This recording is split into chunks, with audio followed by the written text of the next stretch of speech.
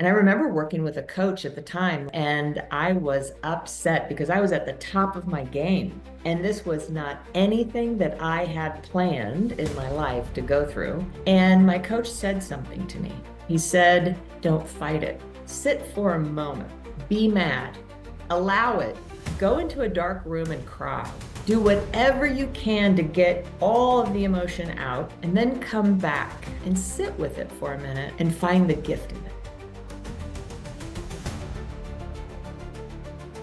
Welcome everyone to another episode of Life Aquarian. And if you're new here, hi, I'm Leigh-Ann, and this is my soul's journey through the human experience where I share everything that I'm learning, all the insights, the awakenings, the messy middle, and the magic. And it's also where I get to introduce you to the incredible souls, mentors, and teachers who have impacted my path in profound ways.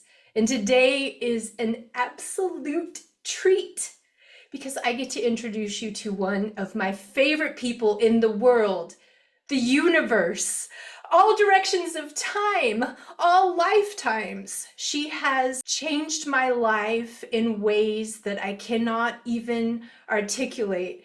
And I have a feeling that after today, your life is going to be changed too.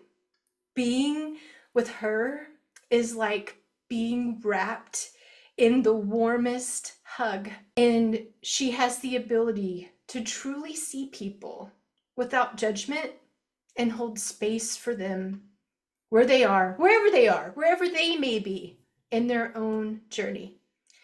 She's a transformational coach, an inspired teacher, a dynamic speaker, and a powerful author who has shared the stage with law of attraction pioneers like Bob Proctor and Lisa Nichols from The Secret. She specializes in helping people completely transform their lives and step into the highest version of themselves while calling in more joy and happiness than they've ever experienced before. Please welcome to the show, the extraordinary, the lovely, the beautiful Patricia Barnett. Hi, Patricia. Leigh-Ann, thank you. I am so happy to be here. As I love to say, I'm giddy with delight. And thank you. That was so beautiful. It touched my heart, moved my soul. It's said that when our hearts are open, our eyes leak. And I'm feeling some of those tears of joy to be with you and for the opportunity to be here together for the purpose of why we're here, right? To shine the light, spread the love, and create a space and place for what I love to call elevation, a lift, so to speak, inside, a lift in spirit. And when we do that, a lift in every area of our life. Thank you for being here. I actually got a little emotional saying all of that, thinking about what you mean to me. And one of the first questions I ask when I have guests on the show is, what led you to this path of spirituality and what has inspired you to do the work that you're doing now? In a short answer, this is what I was born to do. This is who I'm born to be. This is my mission. It's my passion. It's what I'm meant to bring to the world.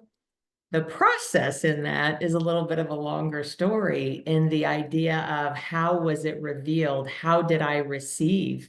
How did I believe that this is what I'm here to be and do and provide in the world?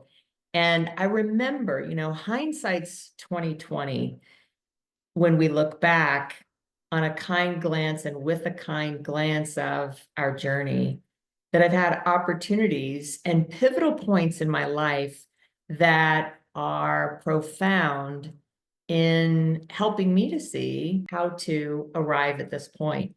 And I'd love to tell you that in my life, it's just been like when the rainbows and the unicorns come out, then I know, oh, Patricia, this is your work in the world. And I think there are times like that in my past, just knowing that when people would come to me and seek advice or seek help or come to me, and then when they would leave and afterward, even after many, many, many weeks or months or even years would go by, come back to me and say, do you know what you said to me then impacted my life? And not only impacted my life, but allowed me to change my life forever, life-changing opportunities to be with people. So that really is the unicorns, the rainbows that happen in my life. However, the big opportunities in my life to really level up, to really expand, to elevate, happen in times that were very challenging and very expansive in the challenges, and opportunities to grow and opportunities to know that, there's more here. There's more here, more for me to step into, more for me to be, not just on those things that we think will make us happy, or those things we think we're supposed to do, or those things we think will create success or joy or whatever we think we're supposed to do. But those times in my life, and I've had quite a few, Leigh-Ann, of those times in my life really helped with this elevated opportunity. But the one that really comes to mind, couple, three, now 4, 5, 6, they're coming in like popcorn. I've had opportunities in times, one, when my father passed. I was 18 years old when my father passed. My father used to give me great wisdoms in the strawberry patch when I was 8 years old. I remember so many times, and he gave me great wisdoms, great ideas. And he was very instrumental, very early in my life to recognize the conversations that now I have with clients to help elevate them and elevate their results. My father passed when I was 18, and when he passed, it felt like the message had passed because the messenger had passed.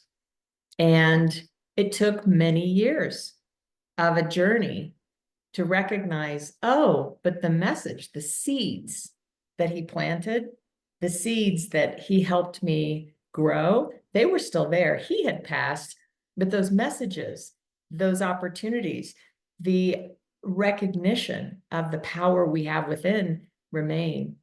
And then during my life, going from a time of, really being directionless to finding a direction in business. And within that, growing into reaching one of the highest levels within a company and within an entire industry. Then in that, being a coach, in that inspiring, in that finding my speaking voice, in that being the teacher, in that helping people to really tap into and create a life they love financially, the personal development. So then being diagnosed with a life-threatening diagnosis and doctors saying, you better go home and pray for a miracle. And that's where it all came together. And that's where, long story, a little bit longer, long story short, going through that process allowed me to see that there is a way, a pathway.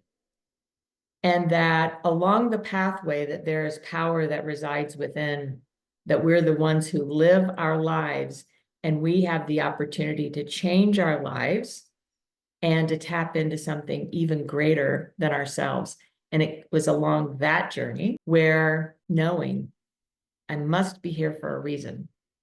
And in that hearing, if I could help one person, if this experience of going through something this looking big, if I could help one person because of it, it'd be worth it.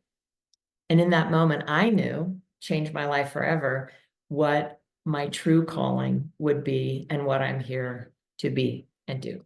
This was actually something I wanted to ask you about. Mm-hmm. I know you've openly shared how that life-threatening diagnosis was a turning point for you. And there are so many people today that are facing health crisis and or someone that they love is going through it. So in the midst of that kind of uncertainty, what guidance would you offer somebody who's trying to hold on to hope while navigating that with strength and grace? Wow, what a beautiful question.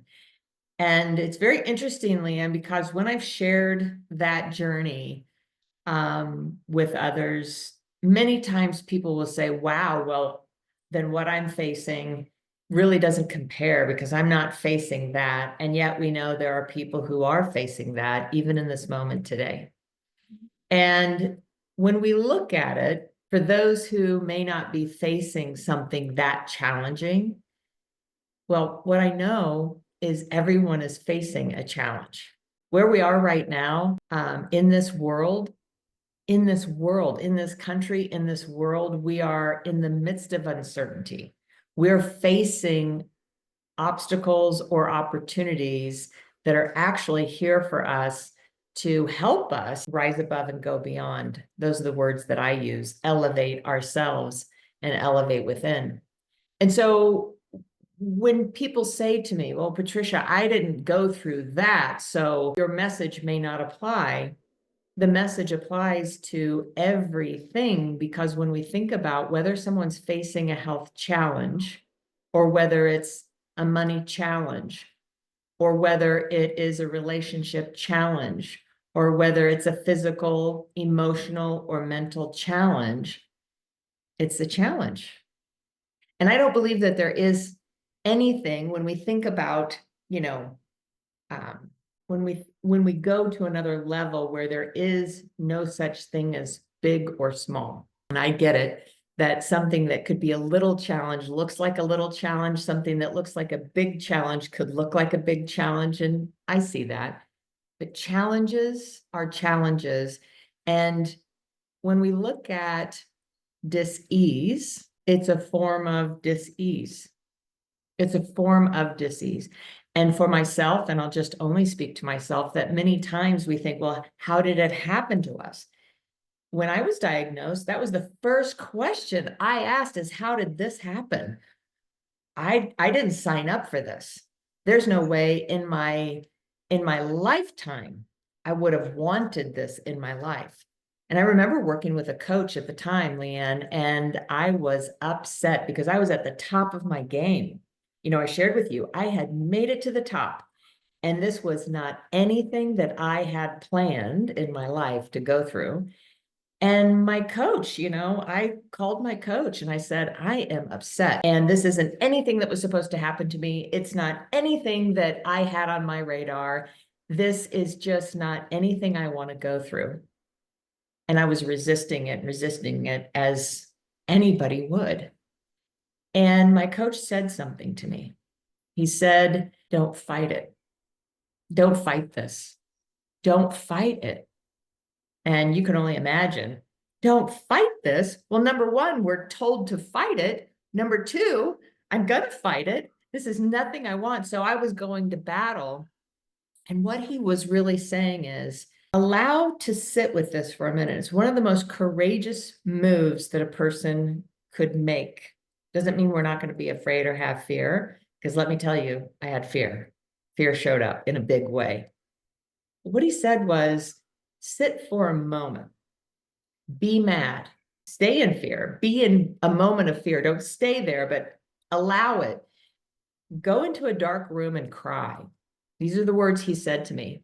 Do whatever you can to get all of the emotion out, and then come back. Then come back and sit with it for a minute.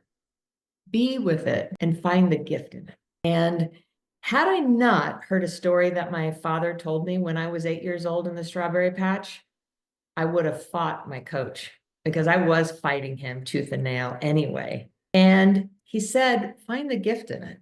Find the gift in it. Find what's here for you. Find what you can do. Basically, he didn't use these words, but now I know them to be true. Find what needs to be transformed. Find what needs to be revealed. Find out what this is for you. Take a moment and be with it. And what he said was, if you're not open to looking for the gift, you're never going to find it. As long as you're open to finding the gift, you will find not just one gift, but there will be many, many, many gifts that then will help through this. Because once you get through this, chances are you may never have to go through it again. It's here as a gift.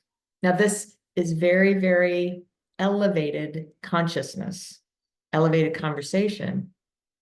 But it reminded me of the story my father told me in the strawberry patch about two boys that were 8 years old that scientists were studying. They were identical twins. And scientists wanted to know, identical twins, if put in two different rooms with the same conditions, would they have the same reaction? And so they put these two little boys in two different rooms, and they filled the room with manure. And they watched these boys. And one boy was so upset. He was fighting, he was punching, he was screaming, he was sweating, he had this anger. Hands to the ceiling, hands to the sky, hands to the heavens. Like, what is happening? And he was upset. And then they went to look at the other boy. They thought that the other boy would have the same reaction. And the other boy was in the room happy, like throwing the manure up in the air, like, this is the best day of my life. Thrilled, hands to the heavens, like, yes, thank you, thank you, thank you, thank you, thank you. And this was really mind-boggling. And so the scientists brought the boys out and they said to the first boy, what was happening for you? And he said, what was happening? You put me in a room filled with manure. It's the worst day of my life. I can't believe you did that to me. And then when they asked the second boy, what was happening for you? He said, are you kidding me? This is the best day of my life, a room filled with manure. And the reason why he was going under and going through all the manure and lifting up the manure is because he said, with all of this manure, there's got to be a pony in here somewhere. And so in his mind, he was receiving a huge gift of a pony. And so when my coach said, go look for the gifts, had I not heard that story, I would have maybe just dismissed it, written it off, gone to fight, felt like this was happening to me, when all the while, oh, wait a minute, there's something here. And that takes a level of allowing emotions to come out and then going in and seeking the gift within. Now, that sounds very elementary. There's a whole process to it. Whether we're facing something called a dis-ease, or whether we're facing something called financial stress, whether we're facing stress in a relationship, whether we're facing stress in whatever we're facing, it's a dis-ease. We've disconnected from ease in our life. And what I mean is on a very elevated level spiritually. We've disconnected from hope. We've disconnected from faith. We've disconnected from that in which is here for our greatest joy in living in a certain way of peace, ease, and grace. So that's a journey. That's a process. And that is what I help people through. I help people through this to elevate and make sure that wherever they are, whatever circumstances they're living, that then we can look at where they would really love to be and then find their way to that. There's one more thing, Leigh-Ann, that I always recommend. And it's the first question that I ask anyone who is facing something. It's the very first question. It's the question that was asked of me. Thankfully, I had been inside of personal development. I had been inside of, human potential. I had been inside of the conversation for many, many years. And this question, where will you be on the other side of this? Where do you want to be on the other side of this? And fortunately, my husband was with me when I was rattled, when I was shaken, when I was told the news that came only after I had already been through treatment that looked like it was really working, and then come to not so much. And my husband asked, are you going to buy into the idea you better go home and pray for a miracle? And are you going to buy into the diagnosis? And are you going to buy into how bad this is? Or are you going to bring to mind, set an intention, where is it you'd love to be on the other side of this? And what I know is that everyone, even those who are living La Vida Loca, they are facing this. It's called life. So Now, if we love our life and then we really want to go to the next level, great. Where will you be on the other side of this? That's always the first space and place that I love to have people tune into and know that that's possible as long as they follow a certain pathway to achieve it and live it and be it. So, I have a follow-up question for you. What is your advice, guidance toward trying to find that gift in the pile of manure that is the challenge, whatever may be causing us that dis-ease? How do we start to try to look for the gift? Because I know that even with all of my years of practice in mindset work, there are still some challenges that come from nowhere. And there are moments when I am just so angry and so upset that I find it very difficult to find, even though I'm so incredibly blessed. I can be like Farouk Assault from Charlie and the Chocolate Factory, where I just want everything and I'm stomping my feet that I'm not getting it. Isn't that the truth? Isn't that the truth? I want it now. And especially that I want it now. That all building up. And the idea that when will that ever change? Well, when we elevate ourselves, we will find that we don't have, or at least in the experience, we don't have these really ups and downs that maybe we had before. And yet we will still have that anger come through. We will still have that doubt come through. We will still have worry. We will still have human experience come through, because why? We're living the human experience. And so sometimes, and especially when we really raise the game, we're very elevated. You mentioned all the work, but what's happening? We're right here, and I just got triggered again. And so how do we then find our way out of a trigger?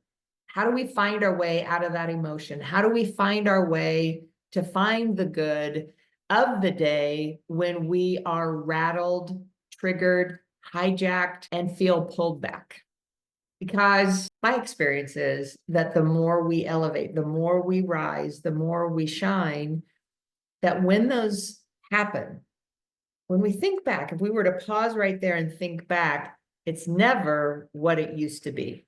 It's never the bottom of what it used to be. However, at this very high point, it sure feels like maybe we went all the way back to the bottom. Have you ever felt that?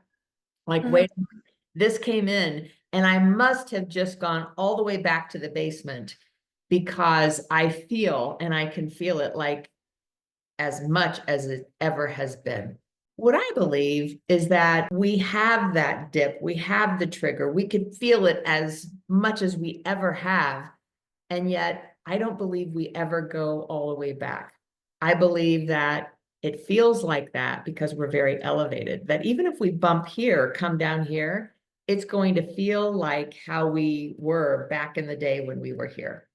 Now, that's just how I think about it. Doesn't really change the fact that, yes, I'm still triggered. Yes, I'm still upset. Yes.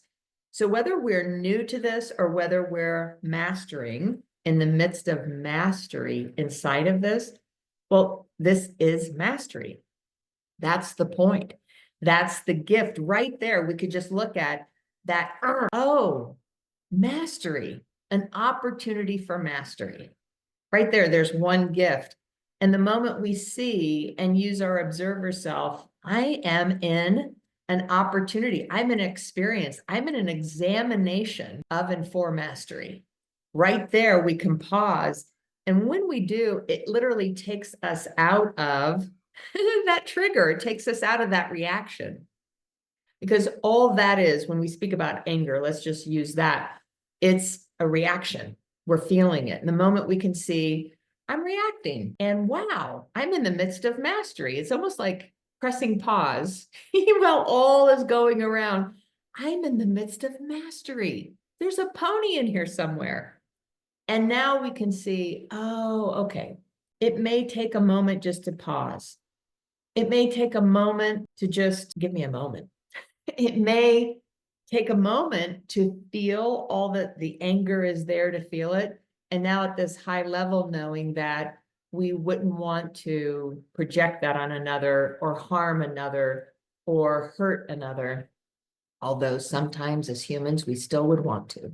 The idea that take a breath, take a moment, take a pause, take a time out, and or fully express, journal, even tense. Here's a good one on the anger. Do you know that even if we tense ourselves up as tensely as we can be, this goes against what some people would recommend. But if we were to, in that moment, just tense ourselves up, have our face get really scrunched, use all the tension we can in our whole body, and then release it, it brings us to a different state of being. So in answer to your question, Leigh-Ann, the idea that what do we do when we are really finding ourselves off the path or out of tune or out of alignment or in a different space and place, we find ourselves there. First of all, let's take a breath, recognize we're there. And we're in the midst of it. This is mastery. Oh, goody, we're in mastery. And then recognize that the solution, the response, there's a reaction here. Let's move to a response. When we're in the midst of reacting, it's really, really, really tough to find that footing. Find that when we're in the midst of an ocean and getting rocked by waves, sometimes that's really difficult to center ourselves and find our way. But this is mastery. Masters can do that. If we're not quite there, let's take a time out, go on dry land, and let's just take a breath, take a time out and ask, hey, I know this is something here is for me. What would be the gift in this? And then pause. Move to a response. A response. Got to be a pony in here somewhere, even if I'm mad as heck. And the more we move to a state of being coming from a response versus a reaction, a resolution, solutions, healing, the revealing does not live on the same channel, if this is a channel, a frequency channel, as the problem, the trigger, and the experience that just hijacked us or felt like it hijacked us. We allowed ourselves to be hijacked. But is that helpful? It's about moving to another space and place, however we can get there. And these are just some ideas, just a few, of how we can center ourselves, calm ourselves, and simply ask, what could be the gift? Be willing just to entertain that there could be a gift. In those circumstances, it many times doesn't look like it. And the story of the two boys and the manure, hopefully that's helpful. Is this helpful, Leigh-Ann? Oh, yes. And this is reminding me of something else I've heard you say. I've heard you say before that getting upset is a setup. Can you speak to that just a little bit? Right. I mean, let's take a 40,000-foot view of life itself. Why we're here, why we're here. We're here to expand. We're here to grow. If we're not growing, well, then we're not growing. And even if we hang around for a few more years or decades, we will live in a stagnant. And there are many people who are living life, but not truly alive. So when we think about really living on that edge, living on that, life, being alive, we can know that we're here for elevation. We're here for expansion. We're here for increase. We're here for more. And so, when these opportunities come in and we have that mindset that this is a mastery moment, I'm dedicated. And I've dedicated my life. I've said yes to this idea that I'm here to elevate. I'm here to expand. I'm here to know more. I'm here to be more. I'm here for a purpose. And my purpose is also aligned with increased consciousness, spirituality, expansion, and how to live that in our day-to-day. And I'm here to experience that every day and in every way. And I'm here to help people also along that journey. And so when we come from that, just even as we step into the day and we recognize, I'm not feeling so good. Something's happening and I'm feeling triggered. Something's happening and there's some bubbling up of emotion. Something's happening. We can feel ourselves moving off this pathway of bliss. I call it living heaven on earth. And the idea that people say, Patricia, really, you're living heaven on earth? Yes, I still have things happen in my life. I'm human. And is every day feel like heaven on earth? I have things that come my way that don't feel so heavenly. When I recognize, oh, this is a setup. This upset that's coming through is simply a setup for how I get to play this game on the field, for how I get to elevate in life, for how I get to expand in consciousness, for how I get to return to love, for how I get to build those muscles of grace, for how I get to grow even more grounded in, centered in, and very securely in Christ consciousness, love itself.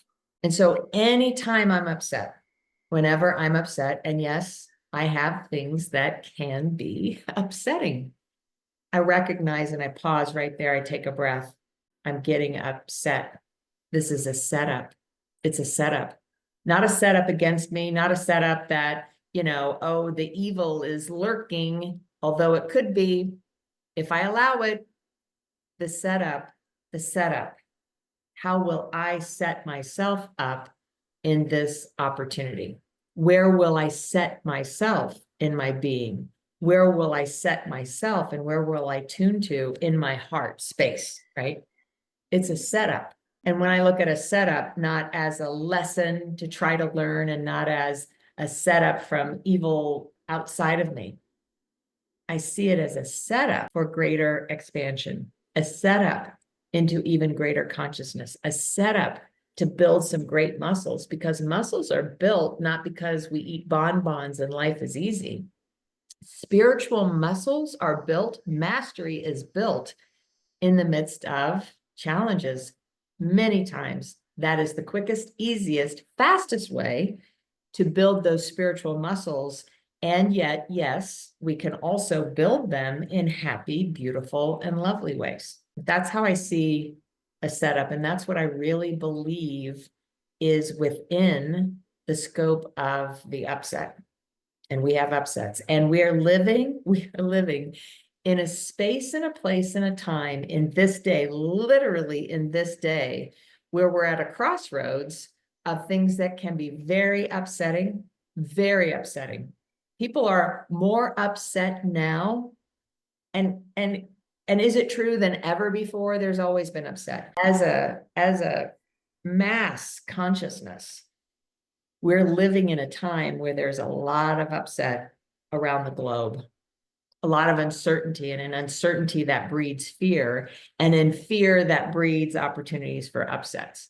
So think about this. We're at a crossroads. We are in the midst of such a dynamic time and opportunity for this very conversation, for our ability to tap into our highest potential and come from our expanded consciousness to be able to rise above and go beyond that in which is upsetting us, which has a lot to do coming from ego. And I love the acronym EGO, EGO, edging God out. And when we're edging God out, we're not connected to our highest potential. And yet that is the flavor of the day. And in this, we can see, an awesome opportunity, amazing setup for the ego to be shown, so that then those who are ready to rise above and go beyond can raise in their consciousness, raise in their connection to spirit and source. Well, you just completely set us up for the next couple of questions. And I want to talk about on this vein of being triggered, because situations can trigger us, but most of the time it's people. And as I have said in the introduction, you were no, I'm not even gonna say one of. I'm gonna go ahead and say I'm gonna say the most loving, non-judgmental, emotionally mature, compassionate people I've ever met. And I feel very grateful to have you model that for me, because that's definitely who I want to be. And it's who I believe I am at my core. And yet, there are times when, not just me, but we as humans, we do get triggered by people due to our old wounds or unhealed trauma or whatever the abuse, whatever the case may be. And I'm at a stage in my life where I no longer play the victim and Mhm. marinate in that and feel like I have a right to be angry. It doesn't mean I don't still get angry though, and that maybe I won't carry things around a little bit longer than I should. And I really am asking this question for me, but especially for people who have a very hard time letting go and forgiving. Mhm. So, what would you say to somebody who wants to forgive, or maybe they don't? Maybe they don't want to forgive.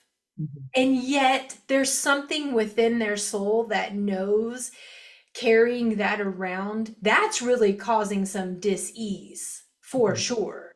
What would you say to them? Mhm. What's your message of love? Well, first of all, thank you. Thank you for what you shared about the experience, our experience together. I can assure you it hasn't always been that way. I've not always been that way, right? It's been gradual over time to elevate to this space of having eyes to see the truth, having eyes to be able to cut through and move past and be able to almost like, what's the word, Leigh-Ann, that being able to see through something. What is that called? X-ray vision, so to speak.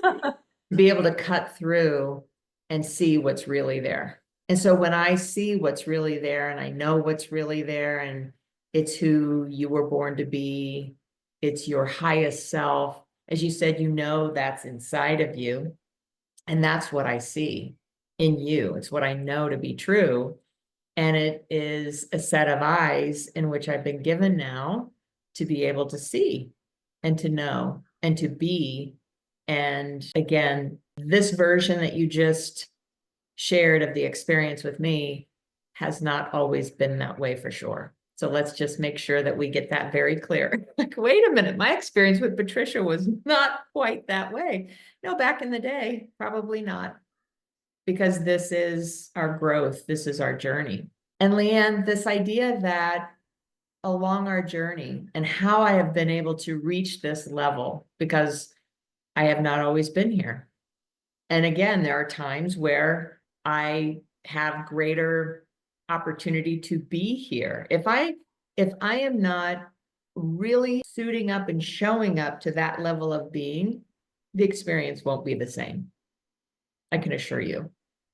I simply every day and in every way do my very best to suit up and show up and connect and tap into that. And it's now my more natural way of being and more natural experience with people. And that's now how I'm so blessed to be able to, be with the people and have the experiences that we have. Whether it's those I'm working with or it's whether those who I interact with at the grocery store or along the way. And so when we're looking at this journey of people, oh goodness, and those gems, I now look at them as treasures. I now look at them as gifts, absolute gifts in my life. There are people in my life, whether they are teachers from my past, whether they're coaches, whether they're friends from my past, present, and probably into the future, relationships close to me or far. There are people in my life that have been great teachers, great treasures, gifts. And in that, what I mean is, those teachers that you just felt so aligned with, or saw you, or knew, or were there for you, or friends. And I bring to mind, and along my journey, I was given the idea that the Dalai Lama shared that we have two kinds of friends, and maybe others, but I'm aware of these two that he speaks to. The first one is the friend, right? That friend that is so loving, so kind, so caring, so nice, so easy to be with, and so aligned. Like love is in the air. And then we have, and that's what we have, right, Leigh-Ann? Just love, love, love, joy, fun. And as I've shared with you, right, that this is such a high level that no matter what we have life, we're experiences we have, even challenges that we may face in opportunities in our own lives, that when we come together, it's like the angels sing, right? Ah, but we're together, so all is well in our world. And those teachers we learn from, those teachers we grow from, those teachers that's easy, that's fun, that's where I love being. And along our journey, we will also have teachers that, as the Dalai Lama has mentioned, sacred teachers. He's titled them sacred teachers. So I've learned a lot from teachers, and I've learned a lot, and sometimes even more from the teachers that have taught me what never to do, who never to be, what never to say because of how it felt in my life. So when, again, we look for the gift, I've had opportunities where someone shows up and they are not very nice in my life. And maybe they've said things that were not very nice about me or to me, and it didn't feel good. And so we will have these opportunities in our life. And the moment we can recognize, again, okay, where's the gift? They're a gift. They're right here. When I was little, I had three older brothers. I also had friends on the playground. And there was something that if somebody said, well, you're this, you're that. And the feedback could be, well, I know I am, but what are you? Or, that feedback. What I know is that we can't see in another that isn't inside of ourselves. When we see beauty, you said, Leigh-Ann, you have this relationship with me. Yes, I'm a mirror of you. I'm simply a mirror of you. We have this, we're mirroring. And then the idea that, wait a minute, then we have this other that is not so pretty, not so nice, not so loving, not so kind, not so easy, really triggering. How could that be me? And when we recognize we're living in a mirror, right? We're living in mirrors all around, mirrors, mirrors, mirrors for ourselves. Again, the opportunity to return to love. And when the Dalai Lama speaks to those who are lovable are easy to love, those who really appear unlovable, they teach us. They teach us. They're our greatest teachers of love. Now, that's a mastery moment right there. Because wait, how would I love somebody that did harm to me? How would I love somebody that inflicted that on me? How would I love somebody that would act that way towards me? How could I stay inside of love with this when I want to be mad and take that with me? And as you mentioned, if I keep the anger, if I keep the resentment, if I keep the, as you said, where we start out the victim of how did this happen to me? And whoa, whoa, whoa, what about me? If we keep that inside, that's where the dis-ease, right? That is dis-ease. And it's been said that if we hold on to that, it's like drinking poison, hoping that the other one gets sick. All the while we're drinking the poison. So is it about, forgiving someone and then letting that back in? No. Is it about forgiving someone and, we could look at a lot of ways about forgiving another and what that would mean. Is it about forgiving someone and then what they did, then that makes it okay? No, no, no. It is about giving up and returning to love here and coming from love with the great opportunity to find the gift that is here for us, many times to release the very thing that they're mirroring for us. And if they're mirroring for us a horrible and horrific experience from our past, how do we find the gift in that? The gift is being able to return to love inside, come from love, release, and no longer need to recreate that and to live that and to have that still be playing in our life. There's a process. So in any of what we're speaking about, it's just like I remember being at an event with Tony Robbins 30 years ago. And Tony was speaking about, if you just see it differently, it will be different. And I was so pumped because there was something happened in my life. And I thought, okay, I'm going to see it differently. I'm going to believe it could be different. And the next day I awakened and nothing had changed. Oh, must not work, Tony. Great work, but it didn't work for me, Tony. It's a process. And now I get what he was saying. And yet know that this is just beginning steps in answering your question. There's always a process. There's always more to this. I always love to think that in this conversation, especially Leigh-Ann, I bring to mind Wayne Dyer. Wayne Dyer. He's no longer here, and yet he was such a great teacher, spiritual teacher, teacher of how to return to love, teacher of how to forgive, a teacher. And he studied, not only did he study life itself, he studied the masters and masters and masters of all time and of our time. And those are the footsteps that I follow in. And when he speaks to that, when we change the way we look at things, the things we look at change. And why I love that so much is because those are the eyes now I see with. When we change the way we look at things, the things we look at change. In the experiences, and we've spoken a little bit about an experience I had where somebody was really, really, really showing up in my life and really triggering me because they were saying things about me that I didn't believe to be true. That's not me. Saying things about me to pit people against me, saying things about me. And I was doing my best to be nice and let it slide. And no, it's not gonna bother me. Well, it was bothering me. I'll slap a smile on my face and pretend that I'm okay. It was still bothering me.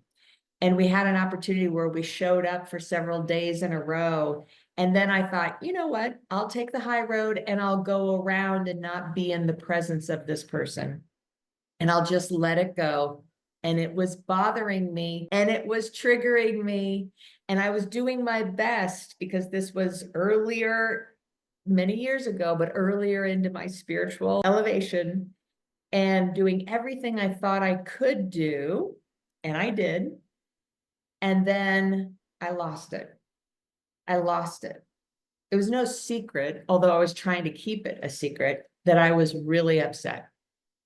I didn't fight this person. I didn't go to them and say, you, blah, blah, blah, which I could have said a lot. I didn't go there. That wasn't when fear comes up or when challenges come my way. I'm a type of person, at least back in the day, I wouldn't charge forward and fight. And based upon what my coach said, I knew that fighting only made things escalate. So I removed myself. Sometimes I froze in the midst of what was happening, but still, all the while, it didn't change. And then I had a tipping point. I had a trigger. I had a breaking point. What I know about every breaking point, and even at the time, wow, this didn't feel good for me. Every breaking point is not a breakdown. It's a breakthrough for a breakout and a break, up. I went home. I was very triggered and I was furious. I started speaking out loud. I was enraged. I was saying really ugly things about this person out loud to no one in my home. And my head was spinning. I was not nice. I became a version of myself that was not pretty. I became the exact opposite of what you just shared that you see that I am. And as I was in my fury and as I was in my moment, I thought, oh my goodness, if I look in the mirror, and I did, I have just become the very version that she is telling everyone I am. Not all the things that she was saying that I was doing, but in the same vein, when I looked at myself in the mirror, it was such a beautiful opportunity for me to see I was not loving. I was not kind. I was not being the light. I was not tapping into my fullest potential. I was not coming from my highest self. And I got to see, wow, she allowed me to see what was there for me to see, for me to transform, transcend, elevate, and come from within for the love, the love, the love that I am. It's very deep.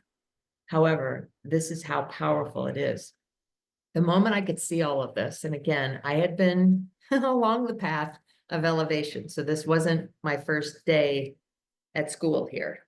I recognized, oh my goodness, what a gift this is, because she showed me something. She allowed something. There was something that came up because of her that allowed me to see something that is very helpful for me to this day.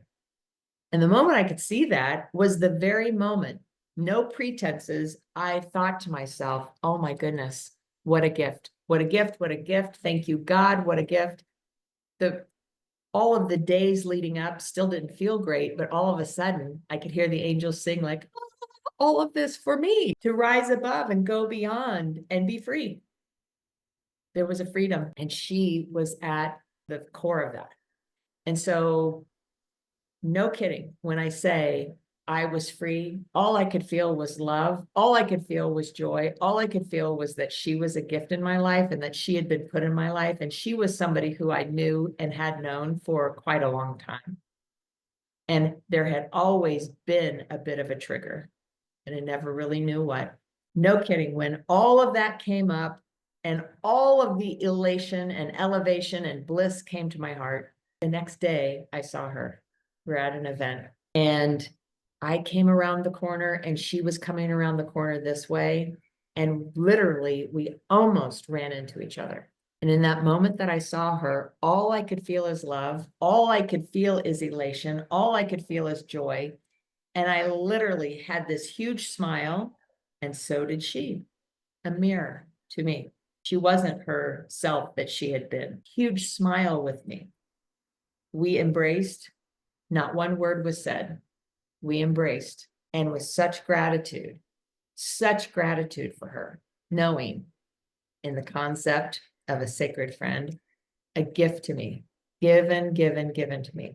And we released, we went on. And whenever I think of her, whenever her name is said, there are people in my life that say, oh, your friend, meaning the one that used to trigger you. And I say, yes, she is my friend. And all I can feel, even when I think about her now, is joy, love, appreciation, and gratitude for the gift I was given by my sacred friend.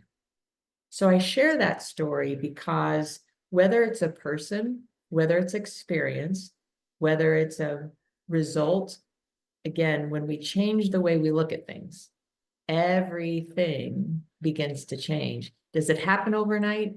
More than likely not. When we get to a space and a place where we really build that muscle of being able to use those eyes, yes, quicker, faster, easier than ever. And yet we all are given sacred friends, sacred experiences, and opportunities to grow, and for growth, to return to joy, return to love, return to peace, return to that elevated frequency, because that, I believe, is why we're here. Navigating, transforming, transcending, and elevating ourselves. And when we do, creating an elevated being. And when we are, an elevated result, which then creates an elevated life. I love what you said about, and I've heard you say this before, where it really is, it's just mirroring back what's there. And it's an opportunity to say, I'm trying to remember exactly how you said it, but when these things happen, it's our opportunity to say, I'm not going to do this anymore. I'm good. It's the pattern. It's the pattern. It's something to do with the pattern. Like it's just the pattern. It's not the person. It's the pattern. Yes, it is the pattern. It's the magnet. It's the magnet that we are. It's the pattern, the governor. We live from, mostly as human beings, we live from a pattern that we have been patterned inside of, and that is what our results are, right? So when we think about an upgrade, right? So this is just a mirror of where and what's running us right now. When we upgrade, we know what upgrades on our computers are. When we upgrade the system, then we release that pattern. We release the pattern. We release the pattern. When we upgrade a system, right? And we see, oh, this is there. No, we're upgrading and we're not there anymore. It's a repattern or a release. And when we are living from our governed state of how we've been programmed to live, we will continue to live and have those experiences, even if they have different names coming in. And when we do an upgrade, and that's the work, right? That's the process, that's the reprogramming. When we reprogram and when we elevate ourselves, coming from an elevated space, we just simply have no more need for that to come in. And so it's a repattern. And in that repatterning, it's a release.